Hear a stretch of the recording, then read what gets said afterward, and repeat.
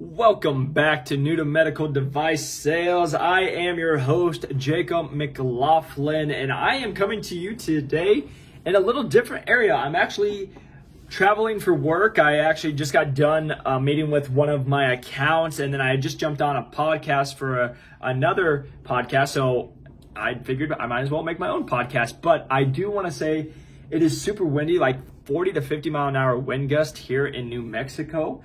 So if you guys do have any wind feedback, I apologize. I'm hoping it's not, but it has been shaking the window this evening. So I wanted to jump on here because this has been a message I've actually received several times this week. And so I just wanted to address it. I've had people asking me to talk about it. And so I figured, well, let's talk about it then. So if you guys are watching, please on YouTube, press that like and subscribe button. If you guys are following on the podcast, a 5-star review helps us reach as many people. And again, today I'm actually in the process of making my vlog of a day in the life of a medical device sales rep. And so showing just what my day-to-day looks like. I'm actually recording this for that. So if you guys are interested, you guys can shoot over onto that YouTube channel. It's just Jacob McLaughlin, or search New to Medical Device Sales. And you guys can see a day in the life of the trip I'm actually doing right now while I'm recording this. But today's show is called Talking to a Customer or a Sales Call.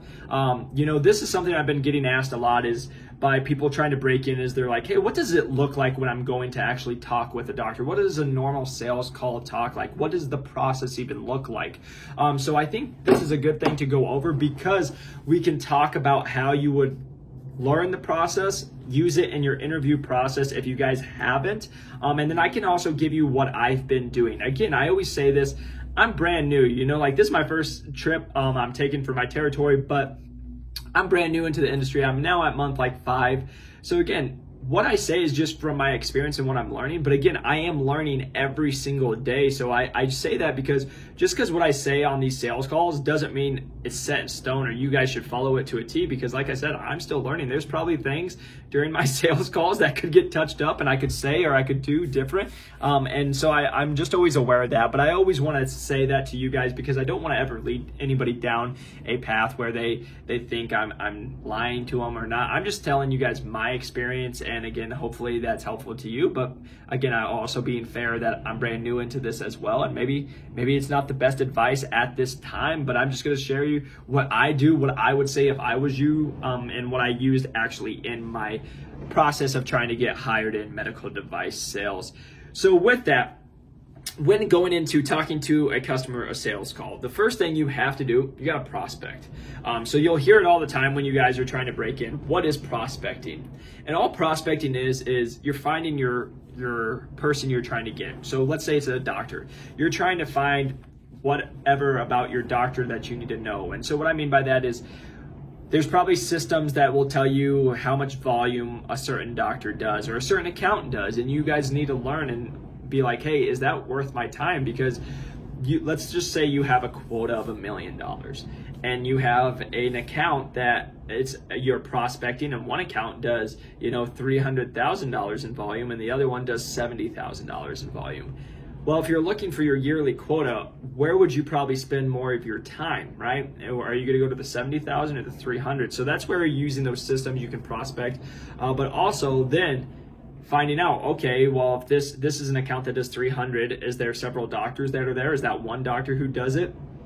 Doing research to find out, okay, maybe it's 3 doctors, and throughout the 3 doctors, one does actually 200 of it, and then the other 2 make up the other 100. So your top dude that you would be prospecting, you're trying to go after, is the doctor doing 200. And so that's how you start to prospect, and you start to learn, and then you find out who they are, and you start to research them, and maybe find out where they went to college, and what their specialties are, and how long they've been in the industry, and just learning more about them. And once you find out who they are, then that's when you're going to go and start taking the next step. This is the tough one, is getting in front of the doctor. So especially with COVID going on, you're not just walking up to a doctor in the hospital. That doesn't exist anymore, because as of right now, for me at least, if you don't have a surgery going on, you can't be in the hospital. I even have to call back to make sure that I'm allowed back there, even though I was notified about the case. So the days of just walking in and being able to find a doctor and talk to them, it's not the case, and it's something I've never known. Apparently that used to be, maybe you could hang out at a hospital all day, but that's not the case anymore right now with COVID. So you have to get creative. Maybe you're going to their office. Maybe you're going to maybe they're going to a surgery center. You're finding out where they go and people that influence them. And so you have to get creative. And this is where you start talking about in your interview process, is knowing that you have to get creative, because with COVID, you're not just doing lunches, right? Like, some of my accounts are allowing lunches. Some of them don't allow a lunch. Some of them allow a lunch via Zoom. Like, being able to learn, and then also, what are you saying to get that lunch? Like, I found out really quick, if I was trying to get into an account and try to get a lunch set up with a doctor, a big time doctor, if I mentioned just about the doctor that I'm trying to set up a lunch and see them, I actually got turned away more. But once I started saying I wanted to bring in lunch for the office, and which is the gatekeeper I'm talking to, maybe it's the front desk or it's a receptionist, and I say I want to bring in lunch for you guys and also talk with certain doctors, my success started turning around. And then also just asking those questions of, hey, what can I do to make this the best? Like, learning from them. And then again, if you can make that relationship, learning about the doctor before you meet the doctor. So that can be a talk about, when you are trying to do a sales call, you're doing your prospecting, you're learning, then you're going and you're trying to set up it's called a cold call. And that's just, maybe that's stopping into the office to set up a lunch. All it is you've never talked to them. You're trying to get in front of them. Maybe you're meet the doctor at the office. Maybe you'll meet them at the hospital when you have a case. But you're just trying to get in front of them. And then looking at what your conversation looks like. This is the question that I was getting asked a lot with. This was the second part. One thing I'm learning is, when I first started, I've listened to some sales podcasts, and I was doing everything they say not to do. And I'm laughing because it's like being able to look back and reflect. And so at first, when you're getting into it, being the new guy, I'm coming in, I'm trying to reflect on who I was and what I learned. And so what I learned is, all these great features of the products that I was selling and what it would benefit the doctor. And without getting to know the doctor, I would just say, hey, I'm Jacob, I'm the rep, say who I'm with, and then I'd start word vomiting and just throwing up. And my friends, that is not the way to do it, because guess what? They will go, great, thanks, I don't want to use you. Or even if they say, great, yep, I'll try you, they won't try you, because you didn't make a connection in a relationship. And I know I've even said that, like, in personal training, that's what it all is, right? And that's when I was breaking in. But you really have to learn about them. So, like, when you're trying to get this conversation going, it's learning about their practice, So what you want to look for is you want to be a listener. You want to ask good questions and listen, instead of me just, I'll say who I'm with, but instead of just me going straight into the features, if they have a little more time, I start asking about their practice, maybe how many cases they're doing, what's their favorite part about it, what's maybe some of the complications that they're seeing, and let them tell you maybe some of the things that you could use your product to sell on.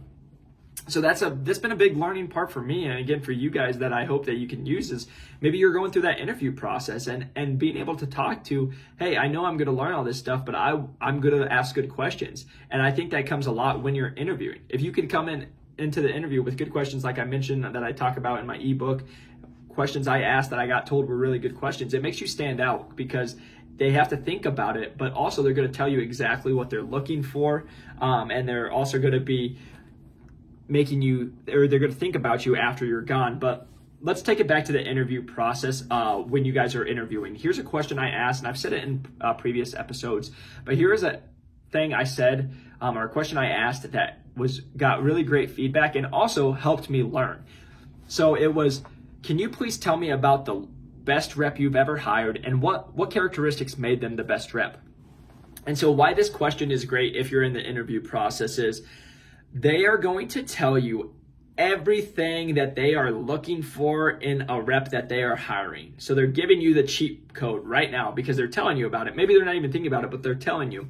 And so this is what I mean. If they're looking for somebody to get hired and they tell you about, let's just say the rep's name's Tina, and we're like, oh, for Tina, this position, we're just looking for, someone who will, work hard, they'll put in the time, and but they can still have family time and relationships and do that. Like maybe they're more like passive with it. Then that's what you're going in, and they're like, oh, that's what they wanted from me. But if you ask that question, well, guess what? They might tell you about Tina, who was the best rep ever. And Tina came in early. She got done late. She never complained. She was always there even when we didn't need her. She was always available. She did the little things. She helped out when she didn't have to. She made everybody's life easier. Like, they will tell you what they're looking for, and then you find those pieces and you fill the gap with yourself. So again, same thing once you're talking to an actual doctor, you find out what their struggles are, or what they maybe have a problem with a product that they're using already, and how your product fits that void, or how your product actually helps that. So now, instead of talking about the 20 different things that are great about your product that they don't care about, you can find the one thing they really care about, hone in on it, and that's what maybe sells your product. So again, when you're having that call with that doctor, you're prospecting, you're doing a cold call, you're getting in front of them, and now you're trying to discover the needs, right? You're trying to find out what they're looking for, what makes a product a good thing for them.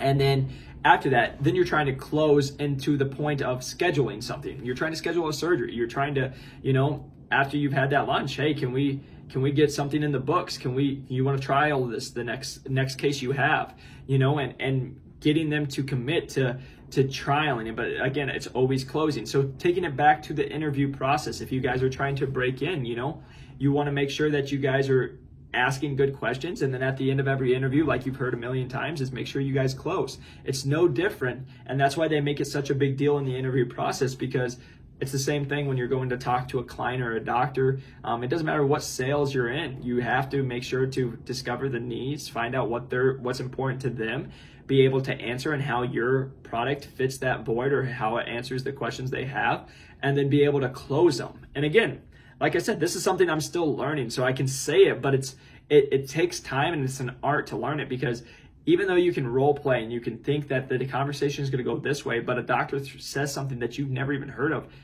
well, there goes your plan. You have to learn it, or you have to go find it out. So again, it's just coming in prepared. And then that's something I should mention is you need to, like we talk about when you're interviewing, you need to do your research on your company. You need to do the research on your client that you're going to. One of the guys I used to work for, we had somebody, again, he was famous on the internet, Instagram famous, and we had people come in to try to sell him something, and they were like, oh, who are you? What do you do? And I just never forget, because they left, and he looked at me and he's like, how the heck would you walk into somebody's business and not know who they are when you're asking for money, right? And it made perfect sense to me. It takes, a 2-minute Google search to find out an overview of somebody that you're going to talk to. And same thing with doctors or clients or whoever you're going to do. You can do a quick 2-minute search and find out a decent amount of information, so you have at least talking points when you're going in to talk with them. So exact same thing with doctors. You can find out where they did schooling at, where they did residencies at, what a lot of them will list their interest, or how many family members they have, or they love their dogs, or something like that. And you can just be able to talk it in to make that connection, to lead it into a conversation.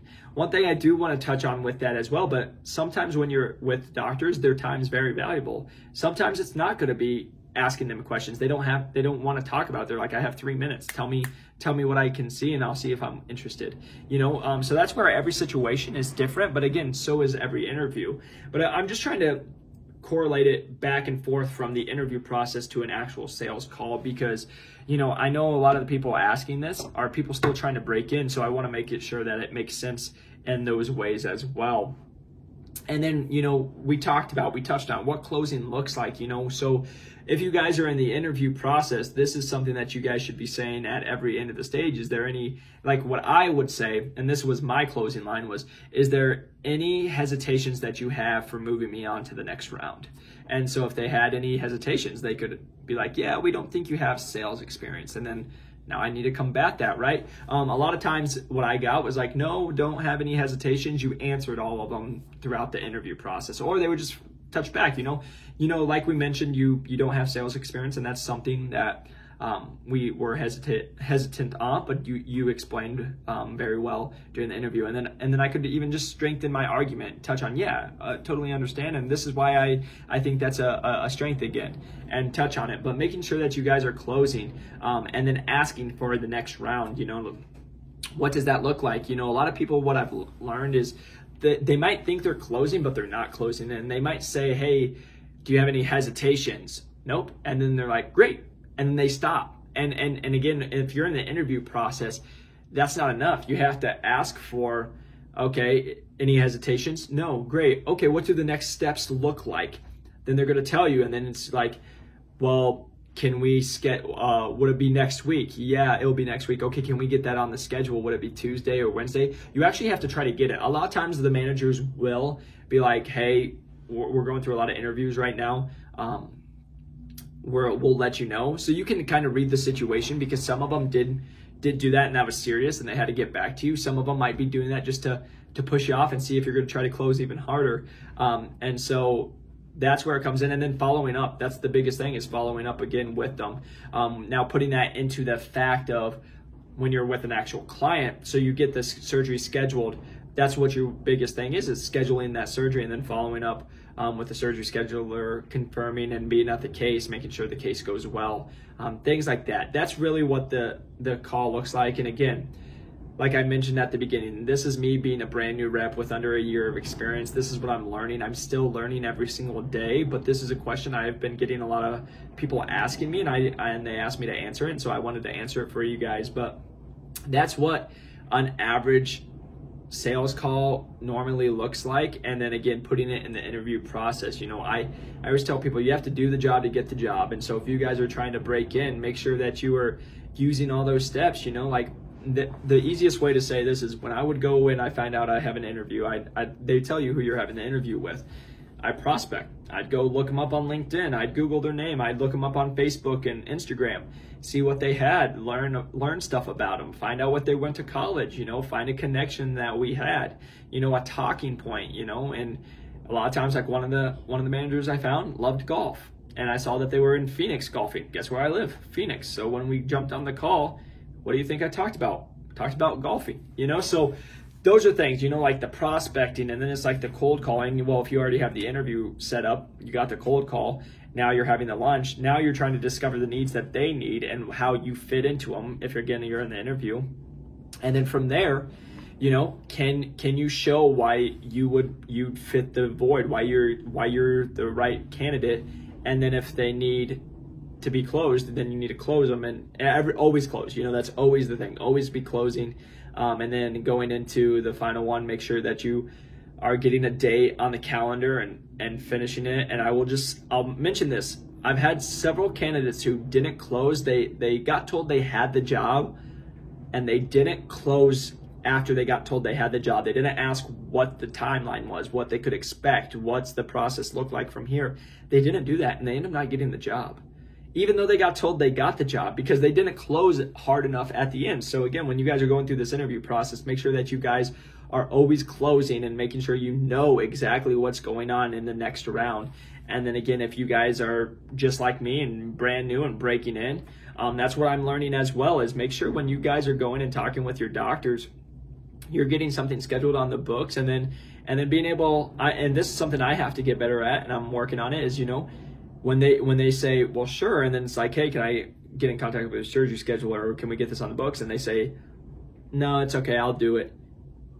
Then being able to ask, okay, well, it sounds like you have some hesitations. Can I answer any questions for you? Or, and getting better even at that. Right there, that was a question that they can just say nope, and the answer's over. The conversation's over. And asking good open-ended questions. So again, as I tell you guys, I'm still working on this as I'm going through the process, but I wanted to get this out to you because it's something I've been asked by a lot of people, this exact subject, and so I wanted to get it out to you. So again, if you guys are listening on the podcast or watching on YouTube, please press the like and subscribe and the 5-star reviews. It helps us. If you guys are looking for a little extra help, again, I do have that ebook out, newtomedicaldevicesales.com, and it will be in the description and the link for that.